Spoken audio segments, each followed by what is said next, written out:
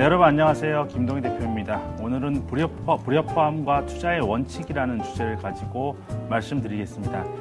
유로존의 뉴스에 웃고 유로존의 뉴스에 웃는 이러한 장세가 반복되고 있습니다.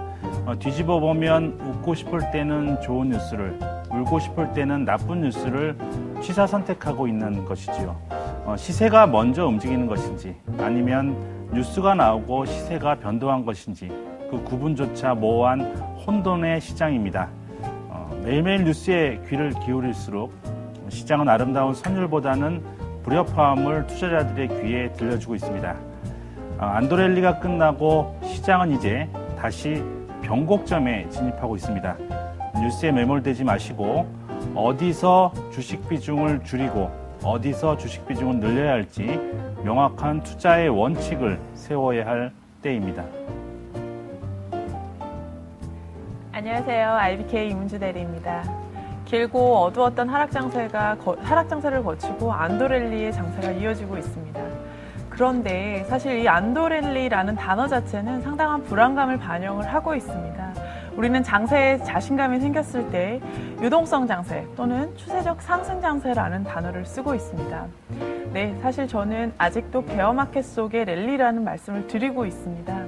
그렇지만 굵직한 베어마켓 속에서도 안도랠리는 항상 존재를 했습니다. 우리가 여태까지 상당히 불안감으로 또는 공포라고 표현을 하고 있는 리먼 브라더스 사태 때도 그러했고요. 그리고 IT 붕괴가 일어났던 2000년도에도 이러한 베어마켓 랠리는 항상 존재를 했습니다. 그때마다 랠리를 상당히 즐기셨는지 어땠는지 모르겠습니다. 일단은 즐기는 자가 승리를 한다고 합니다. 어떤 투자가보다도 똑똑한 것이 시장입니다. 시장이 반응하고 있습니다. 머릿속으로 큰 그림을 그리시되 랠리를 즐기시기를 바라겠습니다.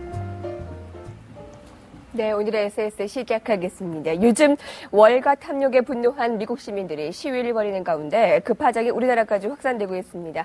당연하다고 봅니다. 외환 위기 때 국민의 세금 쏟아부어서 금융기관을 살려놨더니 뒤에서는 은행뿐 아니라 증권사, 보험사 마찬가지 임직원의 급여로 거침없이 돈을 뿌린 건데 그들만의 돈잔치에 우리가 화가 날 만도 하겠죠. 보험회사는 한 해가 멀다 하고 보험료율을 담합하고 은행은 대출 이자 낮출 생각 없고 오늘은 이 얘기를 꼭 하고 넘어가야겠습니다. 지금이라도 이런 그들만의 리그는 사라져야 한다는 오늘의 SS 생각이었습니다. 자, 본격적으로 오늘은 증권대학 김동희 대표와 IBK 투자증권 이문주 대리와 함께하겠습니다. 안녕하십니까? 네, 안녕하세요. 네, 저희가 베스트, 워스트 보는데요. 장중 마이너스권을 나타냈기 때문에 저희가 오늘 워스트를 먼저 준비를 했습니다. 근데 오늘 사실 플러스 반전됐는데 그 가장 큰 배경이 무엇이었다고 이문주 대리님께서 보십니까? 사실 저는 제가 그 삼성동에서 출발을 해서 여기까지 오는데 와서 보고 깜짝 놀랐거든요. 네. 그 사이에 지금 상당히 그 지수가 상당히 반전이 됐고 아직까지는 지수의 상승 그러니까 뭐 기대하고 있는 치가 주말을 기점으로 해서 물론 뭐 호불호가 갈리겠지만 아직까지는 기대하고 있는 기저조가 아직도 남아있다라고 생각을 하고요. 그것이 지금까지 뭐 반영된 것들이 사실은 미미하기 때문에 그런 것들 때문에 지금 오늘은 후발부 전략 후강의 장세가 되지 않았나 기대가 아직도 살아있다라는 점을 말씀을 드리고 싶습니다. 네, 자, 그런 가운데 오늘 거의 장중 고점에서 마무리가 됐지만 불안한 요인들부터 체크를 하고 가겠습니다.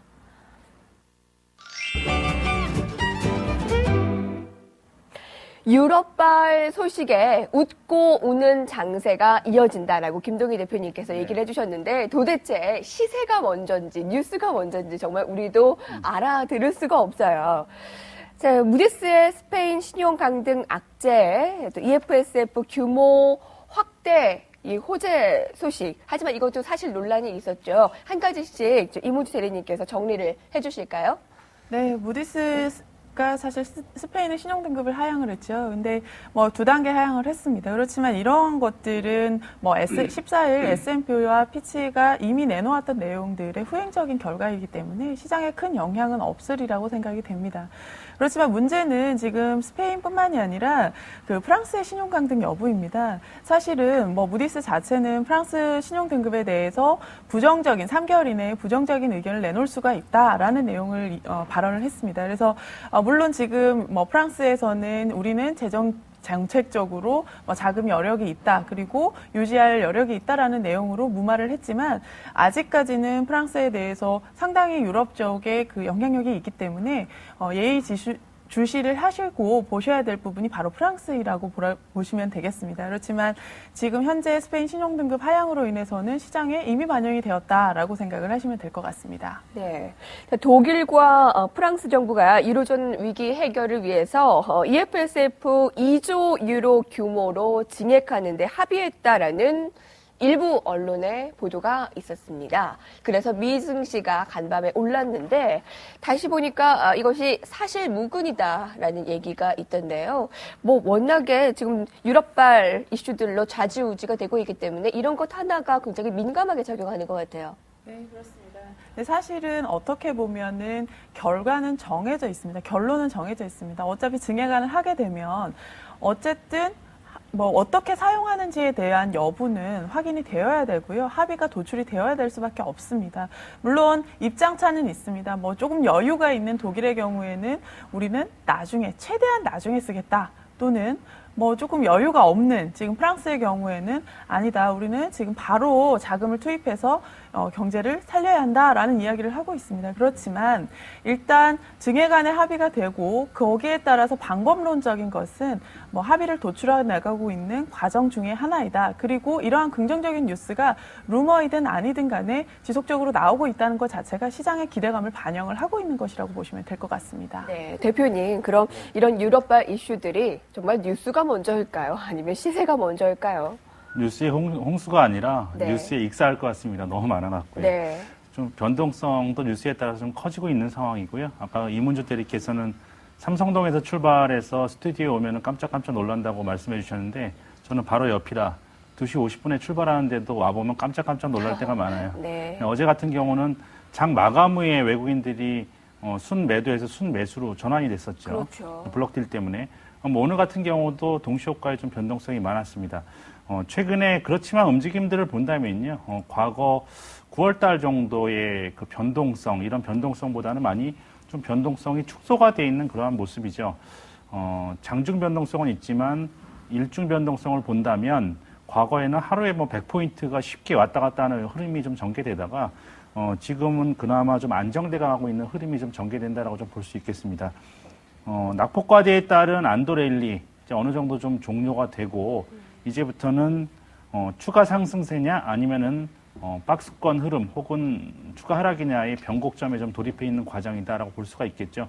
변동성이 줄어들었다는 것은 위든 아래든 새로운 에너지를 택해야만 되는 운명적인 순간에 들어섰다라는 것을 의미하고 있기 때문에 지금부터는 그러한 부분들, 특히나 이제 기술적인 부분들을 우리가 잘 살펴봐야 되겠습니다. 여러분들이 차트를 믿는 것이 아니라 지금 여러 가지 뉴스 속에서 반영이 되는 부분들이 차트죠. 그렇기 때문에 차트의 흐름상으로 일정 정도 아랫부분과 윗부분을 정해놓고 위험 신호와 그리고 시장이 좋아지는 그런 변곡점들을 정해놓고 자신만의 투자 원칙을 세워서 좀 대응해야 될 때라고 좀 보고 있습니다. 지금 좀 그림을 보여드릴 텐데요. 좀 안도랠리가 이제 어느 정도 종료됐다라고 좀 말씀을 드렸는데 지금 코스피의 최근의 움직임을 좀 보시겠습니다. 8월 달에 급락한 다음에 고점 대비해서 530포인트 정도가 그림에서 보시는 것처럼 하락했고요. 그리고 반등이 221포인트가 나왔습니다. 그래서 낙폭의 약 41% 정도 수준의 반등이 지금 코스피 같은 경우에는 일어났죠. 반면에 미국 시장의 흐름을 보면요. 지금 다우지수의 흐름인데 고점 대비해서 2,347포인트가 하락했습니다. 지금 다우지수의 흐름인데 S&P 500이라고 좀 자막이 잘못 나가고 있는데요. 네. 다우지수의 그림입니다. 고점 대비해서 2,347포인트가 하락했고요. 여기서 이제 반등이 1242포인트 정도가 반등을 했는데 낙폭의 53% 정도 수준의 반등이 일어났습니다. 미국 시장, 즉 위기의 진원지 중에 하나인 미국 시장의 반등이 그 영향을 받은 우리 시장보다 훨씬 더 크게 일어났다라고 좀 볼 수가 있겠고, 두 지수 간의 비교 차트를 한번 보시면요. 네. 지금 검정색 선이 다우지수고, 그리고 빨간색 선이 종합주가지수인데, 네. 보시면은 종합주가지수가 떨어지기도 더 많이 떨어지고 반등도 미약한 이름을 보여주고 있습니다. 뭐 이러한 흐름에는 주요하게 미국 시장에는 지금 전고점대를 넘어서서 신고가를 기록하고 있는 주도주 군단이 좀 명확하게 나타나고 있다라는 부분들이 좀 애플이라든지 IBM이라든지 구글 같은 지난 시간에 말씀드렸지만 성장주들의 지금 흐름이 매우 좋습니다.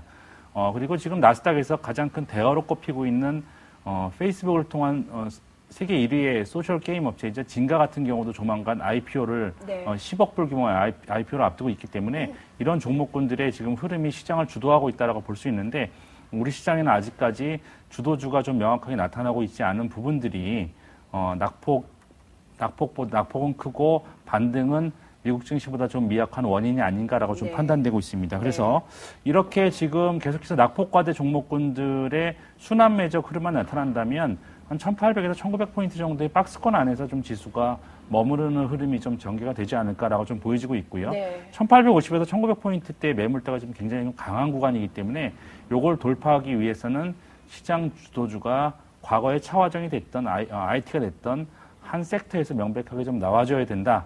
그래서 우리는 이거를 예단할 필요가 없겠고요. 오히려 이러한 주도주 군단이 강하게 부각되는 것을 보고 1900포인트가 돌파할 때 좀 비중을 확대하는 전략이 지금은 유효하다라고 말씀드리도록 하겠습니다. 미국과 한국의 주식시장 커플링을 보이는 것은 좋지만 차이점이 미국은 뚜렷한 주도주가 보이지만 아직 한국에는 대표할 후보 업종이 없다라는 겁니다. 예상을 해본다면 1900이 가까워질수록 주도주가 좀 부각될 가능성이 크다라고 했으니까 아무래도 좀 시간을 필요로 해서 신중하게 봐야 할 상황이고요. 아직도 이문주 대리님께서는 베어마켓 랠리를 좀 벗어나지는 못하고 있다라는 주장을 하고 계신데 좀 기술적으로 좀 판단을 해주실까요? 네, 제가 지난주에 2008년도 리먼 사태 때의 베어마켓 랠리에 대해서 말씀을 드렸었는데요. 사실 뭐 리먼 사태 때와 지금이 같다, 다르다 이게 문제가 아닙니다. 사실은 이러한 뭐 약세장에서도 랠리는 항상 존재했었다. 그리고 뭐 분명한 것은 일시적인 안도 랠리가 있는 과정에서도 기술적으로 상당히 최근과 비슷한 점이 보인다라는 점이고요. 이번 주는 사실 뭐 시리즈는 아니지만 2000년도에 그 IT 버블이 붕괴됐을 때의 상황을 한번 말씀을 드려보고자 합니다. 네. 근데 만약에 지금 바로 그 IT 붕괴가 일어났던 2000년도 같은 경우에는 지금 차트가 보일지 모르겠는데 네. 붉은색 지금 화살표가 그 한 달 이상의 랠리가 있었던 상황이고요. 그리고 뭐 녹색의 차트는 뭐 붉은색 차트를 포함해서 10% 이상의 반등을 보였던 안도랠리라고 볼 수가 있겠습니다. 그래서 이 두 가지를 모두 포함을 해서 사실 한 달 이상의 랠리가 보였던 상황이 9차례 그리고 초록색 화살표까지 합해서 지금 10% 이상을 보였던 때가 11차례가 보였습니다. 그 사실 리먼 사태 때도 그렇고 지금도 그렇고 상황은 많이 다릅니다. 같다고 볼 수 없죠. 그렇지만 이러한 굵직한 약세장 속에서도 견조한 안도랠리들은 항상 존재했었다라고 생각을 하시면 될 것 같습니다. 네. 그리고 이러한 점들을 아까도 말씀을 드렸듯이 악재들이 모두 해소되는 시점에 우리가 주식을 투자하기는 쉽지가 않죠. 그렇지만 이러한 약세장 속에서도 랠리를 충분히 즐기실 필요는 있다라고 판단이 됩니다. 예, 그렇군요. 저희가 애플과 IBM, 구글, 야후 등을 토대로 IT를 살펴볼 수 있을지 모르겠습니다. 자, 시간 외에서 애플이 급락세를 나타냈는데 그 이유가 실적을 예상치를 밑돌았습니다. 자, 이런 걸 보면 삼성전자와 애플이 지금 특허 전쟁으로 전 세계에서 소송 전쟁이 일어나고 있는데 실적으로 봤을 때 삼성전자가 일단 1승을 올린 것으로 파악이 됩니다. 자, 인텔은 어닝 서프라이즈 수준이었고요. 야후도 전망치는 약간 좀 상회를 했습니다. 자, IT를 좀 이문주 대리님께서도 의견을 주셨으면 좋겠어요. 김동기 대표님과 더불어서요.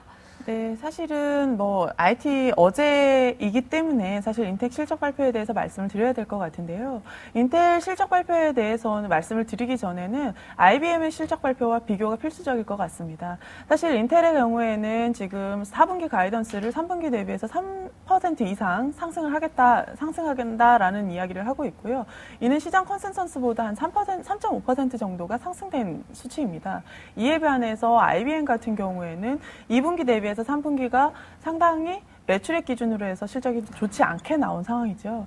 그런데 이것이 시사하는 점이 있습니다. 실적 호조가 뭐 IT 종목의 호조이다 이런 그 공식 이외에도 IBM의 주가의 경우에는 사실 그 매출의 경우에는 기업 매출을 기업 소비를 의미를 하고요.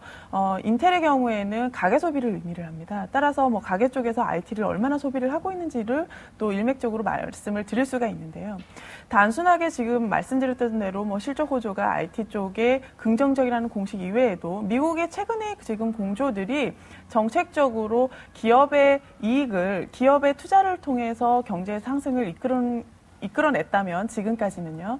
앞으로는 뭐 고용이나 가계 소비를 통해서 경제를 창출하겠다라는 이야기를 했습니다. 그래서 이런 것들과도 일맥상통할 수 있기 때문에 상당히 긍정적인 신호로 볼 수가 있고요. 잠깐 언급하셨던 애플의 주가 같은 경우에는 애플의 경우에는 상당히 그 호불호가 갈렸던 종목 중에 하나입니다. 사실 스티브 잡스라는 신화적인 영웅을 창조를 했기는 했지만 그 밸류에이션 상승 속도가 주가 상승 속도와 어느 정도의 일치를 하느냐도 상당히 중요합니다. 따라서 그 최근에는 이런 밸류에이션 상승보다 주가가 너무 빨리 올라가지 않았나라는 우려도 있고요. 그렇기 때문에 역시 이러한 작은 뭐 실적의 이야기에도 뭐 크게 반응을 한다고 볼 수가 있겠습니다. 국내 IT 경우에는 사실은 호불호가 상당히 갈립니다. 따라서 지금 현재 뭐 IT 같은 경우에는 낙폭과대 종목에서 사실은 키 맞추기를 하는 종목들도 있고요. 실적 호조가 일어나는 모바일이나 뭐 반도체 경우도 있습니다. 따라서 투자자분들께서 IT 종목을 고를 때에는 실적이 어느 정도의 개선이 되는지 여부를 충분히 확인을 하셔야 할 것 같습니다. 네. 자, 그러면 바로 오늘의 베스트 이슈를 넘어가서 좀 더 업종 종목 얘기를 이어가겠습니다.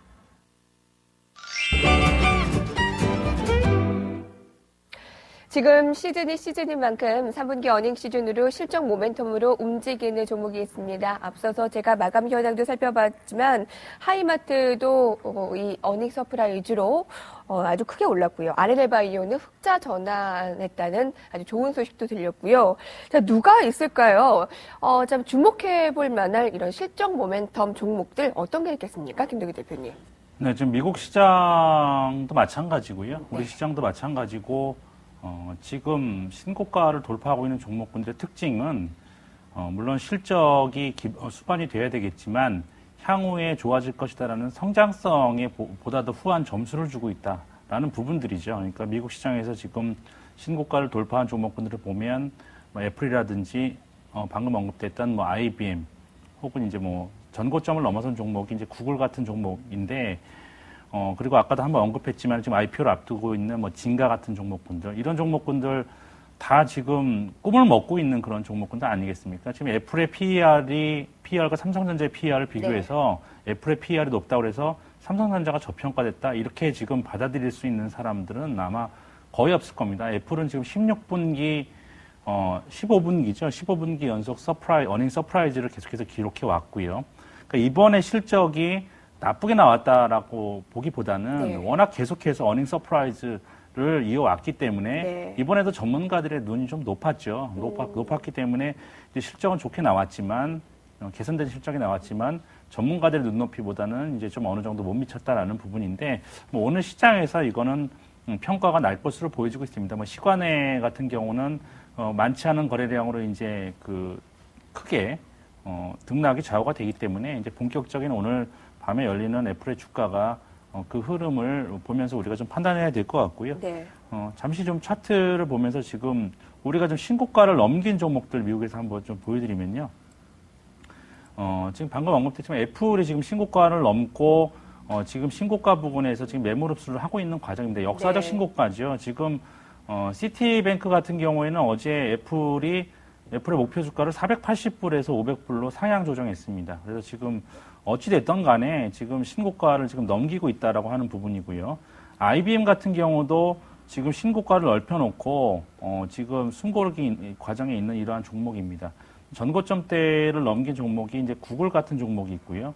또 이제 인텔 같은 종목군도 전고점대를 넘기고 있는데 신고가를 기록한다든지 전고점대를 넘기고 있는 종목군들을 보면 기존의 사업에서 새로운 사업으로 영역을 확대해가고 있는 이러한 국면에 있는 종목군들이 많습니다. 뭐 구글 같은 경우나 애플 컴퓨터 같은 경우에는 워낙 성장성에 대한 점수가 후하게 주어진 거고요. IBM 역시 마찬가지겠죠. 세계 최대 PC 업체에서 소프트웨어 업체로 변신에 성공해서 큰 순이익을 내고 있는 이러한 상황으로 전개가 됐고요. 인텔 같은 경우도 점진적으로 소프트웨어 쪽으로 이제 확장을 해나가고 있는 지금 그러한 상황입니다. 그리고 이제 아까도 말씀드렸지만 이제 얼마 후면은 나스닥에 이제 진가라는 세계 최대의 그 소셜 게임 업체가 이제 10억 불 상당의 IPO를 하게 되는데 이런 부분도 시장에 상당히 영향을 많이 미칠 것 같고요. 우리 시장으로 돌아와서 본다면 역시 마찬가지 비슷한 업종들이 지금 현재 신고가를 돌파하고 있습니다. 신고가를 돌파했다는 것은 시세보다 더 뛰어난 지금 시세를 내고 있는 거고 시장보다 더 뛰어난 시세를 내고 있는 거고 시장을 주도할 능력이 있다는 그러한 종목군들이죠. 지금 우리 시장으로 돌아와서 본다면 마찬가지로 뭐 고평가 저평가의 논란이 있습니다만 그 가격이 정답입니다. 시장은 그 움직이는 것 자체가 정답이죠. 그거 갖고 뭐 올바른 거 호불호는 갈릴지 모르겠지만 올바른 것도 없고 나쁜 것도 없습니다. 그 시장이 보여주는 그 그림 자체가 정답이기 때문에 네. 잠깐 좀 그림을 보여드리면요. 네, 간단히요.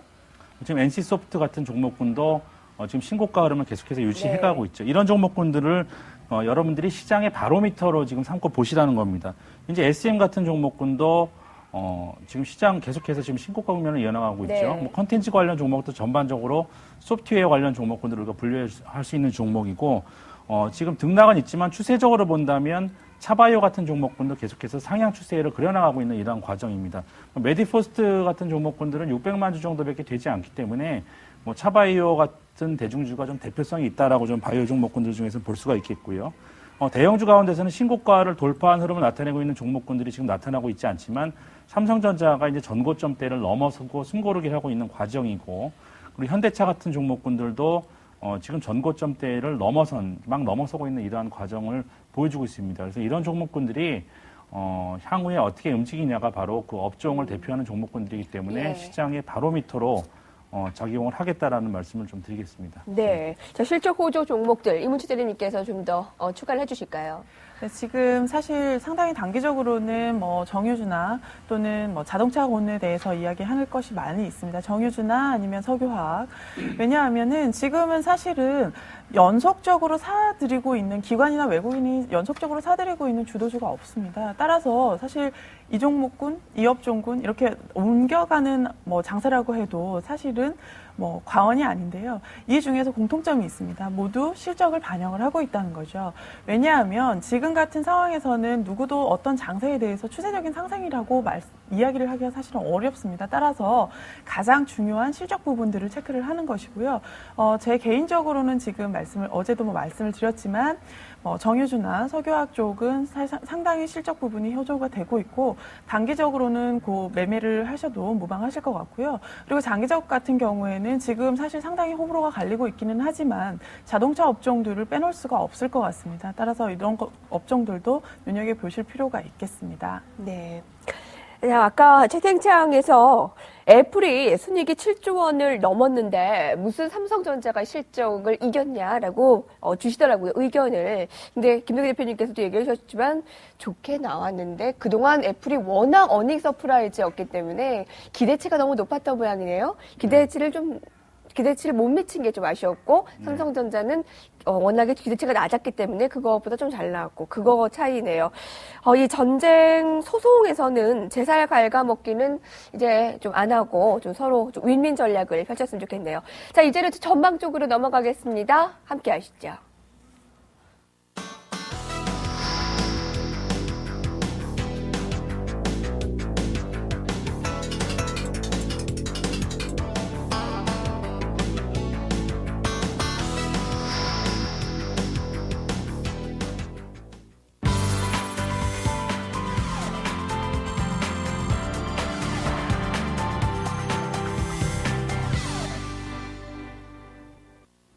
안녕하십니까, 플래너였습니다. 기술적 조정은 어제로 끝난 것일까요? 코스피가 하루 만에 다시 반등했습니다. 이 상승 추세가 내일도 다시 이어질 수 있을지 SS패널대 국내 증시 전망을 통해서 확인하시죠. 네, 오늘은 동양종금증권 종로지점의 이모세 팀장과 가산디지털지점의 최민규 과장 이 두 분의 의견 들어보겠습니다. 첫 번째 전망부터 살펴보시죠. 동양종금증권 종로지점의 이모세 팀장은 지수 상승을 예상했습니다. 예상 밴드는 1830에서 1870포인트입니다. 투자 플랜 살펴보면 어제 있었던 조정은 단기 상승에 부담감을 덜 수 있는 의미 있는 조정으로 봤습니다. 하지만 유럽 재정 위기가 아직 완전히 해결된 것이 아니기 때문에 해결책이 나올 수 있는 EU 정상회의 이후에 매매해도 늦지 않다는 의견입니다. 이모세 팀장의 관심 업종 볼까요? 자동차주와 IT주에 대해서 하반기 꾸준한 순이익 흐름이 기대된다며 긍정적인 전망 주셨고요. 반면 철강주는 실적 하향이 예상된다며 부정적으로 봤습니다. 다음은 동양종금증권 가산디지털지점 최민규 과장의 전망입니다. 지수 하락을 예상했고요. 예상 밴드는 1820에서 1845포인트입니다.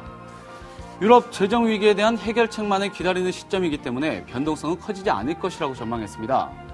지수 조정의 폭이 얕을수록 추가 상승에 대한 가능성은 높다며 조정을 바라보지만 말고 기관의 수급이 받쳐주는 종목을 선정해서 매수에 가담할 필요가 있다는 의견 주셨고요. IT 업종은 부품주 위주로, 자동차 업종은 개별 종목별로 접근하는 전략이 유효하다는 의견 주셨습니다. 최민규 과장은 관심 종목으로 일진 디스플레이를 선정했는데요. 반면 버릴 업종은 상승 모멘텀이 존재하지 않는다며 증권주를 꼽았습니다. 자, 두 분 중에 최민규 과장 전화 연결되어 있습니다. 과장님 안녕하세요. 네, 안녕하세요. 네, 지수 하락을 예상하셨는데요. 기술적 조정은 단기로 끝났다, 어제로 끝났다 이렇게 보는 시각도 있습니다. 과장님께서는 추가 조정 가능성을 더 염두에 두시는 건가요? 예, 일단은 지금 상태가 이제 유럽 문제 해결책만을 이제 기다리는 시점이기 때문에, 조정이 이제 하루 정도는 더 이어질 수 있다. 그리고 이제 전반적으로 이제 조금 수급적으로 봤을 때에도 기관과 이제 외국인들의 오늘 매도가 이제 나왔었기 때문에 일단 이러한 흐름들이 내일까지는 조금 이어질 수 있다라는 관점에서, 지수는 조금 더 이제 하락할 수 있다라고 그렇게 생각을 현재는 하고 있고요. 하지만은 이번 조정은 그렇게 크지는 않을 것이다. 말씀드린 것처럼 얕은 조정이 나타난 후에 지수는 추가적으로 좀 더 상승 가능하지만은 일정 부분 내일 정도까지는 어느 정도의 조정의 흐름이 연장이 될 수 있다라는 관점에서 조금 더 이제 내일은 지수 하락을 좀 예상을 해보았습니다. 네, 추가 조정 내일까지는 아무래도 지수 하락을 예상하셨다는 말씀까지 들었고요. 내일 출연하시니까 IT 부품주에 대한 얘기는 내일 들어보겠습니다. 과장님 고맙습니다. 네, 감사합니다. 네, 지금까지 SS 패널들의 내일장 전망 알아봤습니다. 그렇다면 출연자분들의 전망도 계속 들어보죠. 네. 자, 어제 같은 조정은 우리가 필요한, 당연히 나와줘야 했던 조정이었고, 자, 오늘은 반등 시도하면서 거래 마쳤습니다. 가차 없이, 속절없이 내리지는 않습니다. 내일은 어떻게 전망할 수 있을까요? 김동희 대표님. 글쎄, 지금 좀 당분간은요, 1850포인트를 중심으로 한, 등락이 좀 될 것으로 보여지고 있습니다. 일단은 악재에 대한 내성은 어느 정도 확보를 한 상태인데 지금 모멘텀이 없는 그러한 상태이죠. 모멘텀이 없다는 것은 주도주가 없다는 것이고 주도주가 없다는 것은 주도 세력이 없다는 것이기 때문에 지금 1850포인트에서 변동성이 축소되면서 향후의 방향성을 위로 정할 것인지 아래로 정할 것인지를 모색하는 이런 과정으로 전개가 될 것 같습니다. 그러니까 여러분들이 지금 투자자 여러분들이 유럽에서 들려오는 소식, 미국에서 들려오는 소식에 일희일비하다가는 아까도 말씀드렸지만은 시장이 들려주고 있는 올바른 선율보다는 자꾸 불협화음에만 귀를 기울이게 되니까요. 명백하게 좀 가이드를 정하시고 대응하시는 것이 좋다라고 말씀드리겠고요. 제가 판단하고 있는 투자의 원칙은 1850 중심으로 등락하되 1800포인트를 밑으로 내려간다면 추가적인 악재 부분들이 시장에 반영되고 있는 것으로 좀 보시면 될 것 같고요. 그래서 좀 비중 축소 관점 그리고 1900포인트를 돌파하면은 악재가 어느 정도 해소되고 있다는 관점으로 좀 보시고 주도주도 탄생을 하고 있는 과정이 되겠죠. 네. 그렇다면은 비중을 확대하는 전략, 이게 이 전략으로 이렇게 명확하게 단순하게 가시기 바라고요. 지금 보이고 있는 업종이라고 보다는 삼성전자와 현대차 이렇게 좀 대표 종목들이 좀 네. 보이고 있습니다. 그래서 네. 이 종목들을 거래소는 바로 밑으로 삼으시고 이제 아까도 말씀드렸지만 그동안에 계속해서 올라오면서 상승 추세 그리고 신고가를 돌파하고 있는 게임주, 소프트웨어 관련주 그리고 바이오 종목군들에 대해서는 지속적인 관심을 갖고 여러분들 접근하시기 바랍니다. 네, 지수 전망과 그에 따른 전략 그리고 업종까지 알아봤는데요. 이문주 대리님의 의견도 들어볼까요? 네, 최근 시장은 사실 60일선을 기준으로 그 저항으로 랠리 확인을 하고 있는 모습이 가중되고 있는 것 같습니다. 즉 어느 쪽으로도 사실은 확신을 가지기가 어렵다는 상황이거든요. 뭐 혹자는 사실 양다리를 걸쳤다라고 표현을 하기도 합니다. 일단은 사실 뭐 최근 가장 뭐 일시적으로 중요한 것은 주말에 있는 EU 정상회담인데요. 이 정상회담에서 어떤 획기적인 내용이 나오지 않는다면은 뭐 미국의 오퍼레이션 트위스트처럼 정책처럼 실망 매물이 쏟아질 수도 있습니다. 그런 것들도 감안을 하셔야 할 것 같고요. 일단은 지금 현재는 연속적으로 상승을 했기 때문에 시장이 그런 것들이 모든 기대감들이 반영을 하고 있다는 점도 감안을 하셔야 할 것 같습니다. 그렇지만 어찌됐건 구체적인 방안들이 나오고 있고 이런 문제들이 상당히 줄어들고 있습니다. 네. 그리고 악재에 상당히 둔감해지고 있고요. 따라서 그 최근에 외국인들과 기관의 매수 업종이 지속성을 찾기도 어렵고 그리고 주도주가 부재한 가운데에서는 오히려 실적을 꼼꼼하게 체크해서 보시는 편이 투자하시는데 가장 도움이 되지 않는 전략이 되지 않을까 생각이 됩니다. 23일 EU 정상회담 이후의 영향을 무엇보다 대비해야 한다라고 했는데 세계에서 지금 가장 영향력이 큰 여성이 독일의 메르켈 총리예요. 또 반면에 아주 돈줄 타고 있는 이 외로운 남자 파판드레우 그리스 총리 간의 이 접전은 참 우리가 보기에도 참 안타깝고 좀 빨리 해결됐으면 하는 바람이 아주 큽니다. 자, 지금까지 증권대학의 김동희 대표와 IBK 투자증권 이문주 대리님과 함께했습니다. 고맙습니다. 네, 감사합니다. 고맙습니다.